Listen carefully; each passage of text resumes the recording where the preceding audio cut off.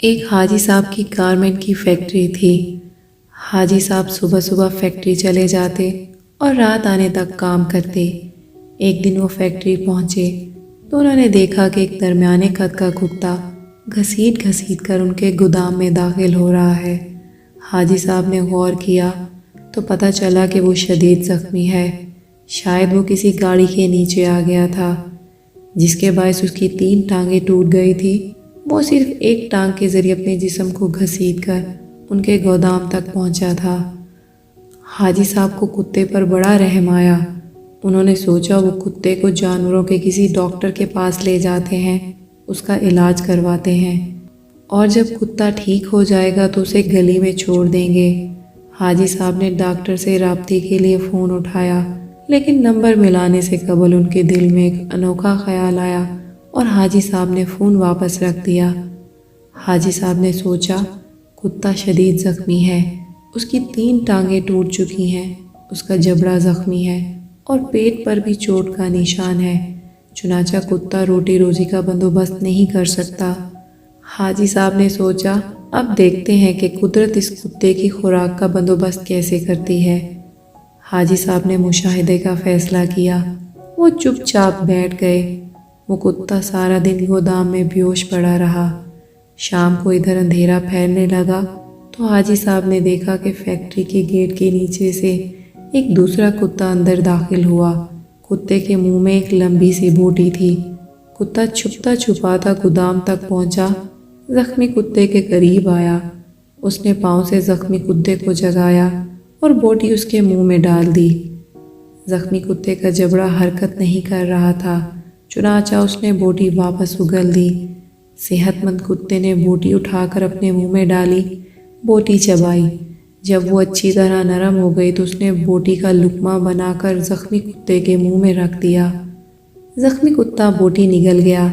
اس کے بعد وہ کتا گودام سے باہر آیا۔ اس نے پانی کے حوض میں اپنی دم گیلی کی، واپس گیا اور دم زخمی کتے کے منہ میں رکھ دی۔ زخمی کتے نے صحت مند کتے کی دم چوس لی۔ صحت مند کتا ایسا کرنے کے بعد اطمینان سے واپس چلا گیا۔ حاجی صاحب مسکرا پڑے۔ اس کے بعد یہ کھیل روزانہ ہونے لگا۔ روز کتا آتا اور زخمی کتے کو بوٹی کھلاتا، پانی پلاتا اور چلا جاتا۔ حاجی صاحب کئی دن تک یہ کھیل دیکھتے رہے۔ ایک دن حاجی صاحب نے اپنے آپ سے پوچھا، وہ قدرت جو اس زخمی کتے کو رزق فراہم کر رہی ہے، کیا وہ مجھے 2 وقت کی روٹی نہیں دے سکتی؟ سوال بہت دلچسپ تھا۔ حاجی صاحب رات تک اس سوال کا جواب تلاش کرتے رہے، یہاں تک کہ وہ توکل کی حقیقت بھاپ گئے۔ انہوں نے فیکٹری اپنے بھائی کے حوالے کی اور اللہ کی عبادت میں مشغول ہو گئے۔ وہ مہینے میں 30 دن روزے رکھتے اور صبح سے لے کر شام تک اللہ کی عبادت کرتے۔ وہ برسوں اللہ کے دربار میں کھڑے رہے۔ اس عرصے میں اللہ انہیں رزق بھی دیتا رہا اور ان کی دعاؤں کو بھی قبول کرتا رہا، یہاں تک کہ وہ صوفی بابا کے نام سے مشہور ہو گئے۔ لوگ ان کے پاؤں کی خاک کا تعویذ بنا کر گلے میں ڈالنے لگے۔ لیکن پھر دوسرا واقعہ پیش آیا۔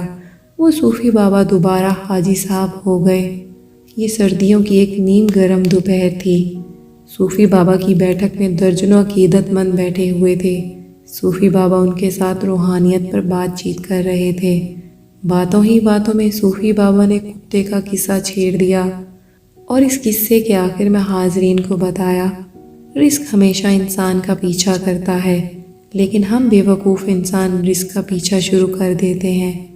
اگر انسان کی توکل زندہ ہو تو رزق انسان تک ضرور پہنچتا ہے، بالکل اس کتے کی طرح جو زخمی ہوا۔ دوسرا کتا اس کے حصے کا رزق لے کر اس کے پاس آ گیا۔ میں نے اسی زخمی کتے سے توکل سیکھی۔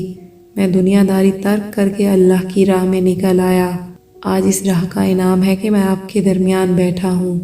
ان 30 برسوں میں کوئی ایسا دن نہیں گزرا جب اللہ نے کسی نہ کسی وسیلے سے مجھے رزق نہ دیا ہو یا میں کسی رات بھوکا سویا ہوں۔ میں ہمیشہ اس زخمی کتے کا شکریہ ادا کرتا ہوں جس نے مجھے توکل کا سبق سکھایا۔ صوفی بابا کی محفل میں ایک نوجوان پروفیسر بھی بیٹھا ہوا تھا۔ پروفیسر نے جینز پہن رکھی تھی۔ اس کے کان میں MP3 کا ایئر فون لگا ہوا تھا۔